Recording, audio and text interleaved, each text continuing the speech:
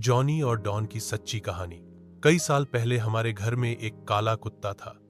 उसकी नस्ल अल्सेशियन थी और हमने उसका नाम जॉनी रखा था। जॉनी बहुत ही समझदार और होशियार था। उसे शाकाहारी और मांसाहारी दोनों ही खाना बड़े शौक से पसंद थे। हमारे पिताजी सेना से रिटायर्ड थे और अनुशासन के पक्के इंसान थे। वे रोज सुबह 5 बजे उठते और जॉनी को घर से बाहर घूमने भेजते। जॉनी आधे घंटे में रोजाना घर लौट आता था। यह उसकी दिनचर्या बन चुकी थी। एक दिन मेरे बड़े भाई घर पर एक और कुत्ता ले आए।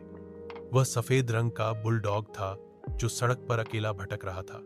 ठंडी सर्दियों के दिन थे। हमने उसका नाम डॉन रखा। शुरुआत में जॉनी को यह बिल्कुल भी अच्छा नहीं लगा। पूरे एक हफ्ते तक दोनों में आपसी झगड़े होते रहे।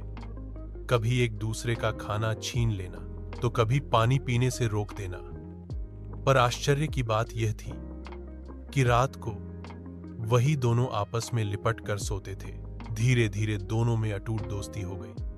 अब पिताजी सुबह डॉन को भी बाहर भेजने लगे।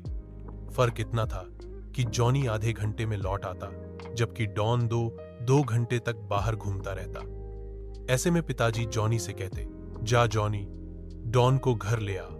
और जॉनी सच में तब तक बाहर ही डॉन का इंतजार करता जब तक वह वापस नहीं आ जाता। लेकिन डॉन की एक आदत ठीक नहीं थी। वह अक्सर घर लौटकर यहीं शौच कर देता। इस वजह से उसे डांट भी पड़ती। पर जब पिताजी मांस लाते तो दोनों मिलकर बहुत चाव से खाते। एक दिन अचानक डॉन बीमार पड़ गया। डॉक्टर को दिखाया गया, दवा चली, लेकिन हफ्ते भर के इलाज के बाद भी डॉन की जान न बच सकी। उसे पास के मैदान में दफना दिया गया। डॉन के जाने के बाद जॉनी का हाल देखने लायक नहीं था।